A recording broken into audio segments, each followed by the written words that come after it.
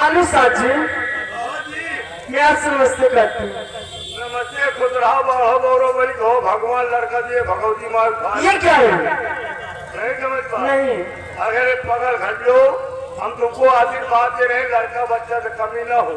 हाँ। भगवान दिए भगवती मार खिलाओ तो बड़े उठा लेते। अच्छा ये बताओ, पीछे क्या कर रहे थे? पीछे? हाँ। आजकल हम तुम्हें पीछे वाले कमरे में। क्यों, आगे क्या हुआ? आगे वाला सारा छुआत है। हम छुआत मन ना हो, पीछे वाले स्लेब में। देखो तुम आगे हो पीछे रहो, उसी बीच वाले कारखाने में रहो। बीच वाले तहखाने? हाँ। खिड़की दरवाजा है? हाँ है। नापदान नलका? वो भी है। नापदान सूखा है पीला? नहीं, सूखा है। सूखा है। चलो आयो है, देखिए एक सूचना है। हम मानिए घर मालिक साहब से अनुरोध करेंगे कि अगर हमारी आवाज आप तक पहुंच रही है तो 5 कुर्सी हमारे रंगमंच पर पहुंचाने का कार्य करे भाई। 5 कुर्सी। उस्ताद जी क्या होना चाहिए? झटका मारो जो भैया रे कोयला बदले में टुकड़े बटुरे बैठे की तबीयत मारे आ जाए। अच्छा। हाँ, कोई बढ़िया चीज सुनाया। उस्ताद जी आज जिया सुते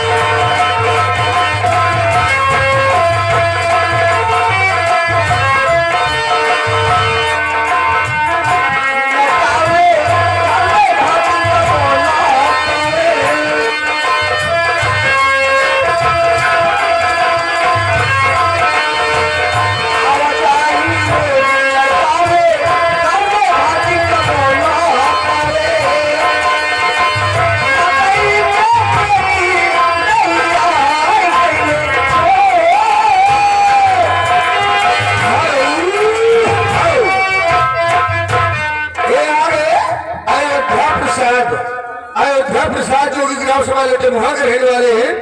ये 100 करोड़ से मैडम आपके लिए 20 रुपए का पुरस्कार।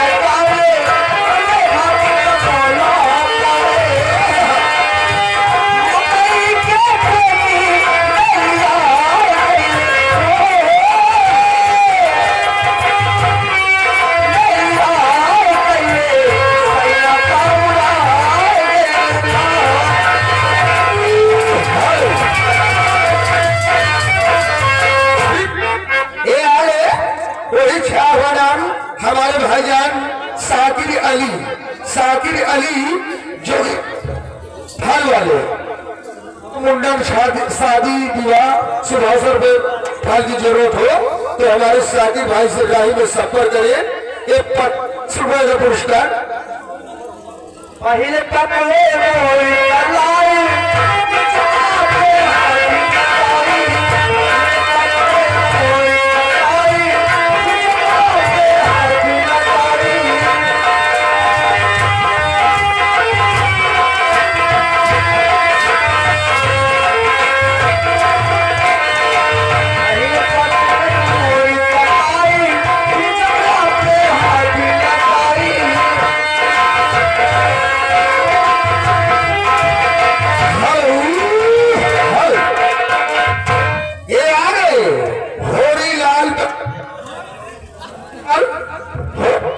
पार्टी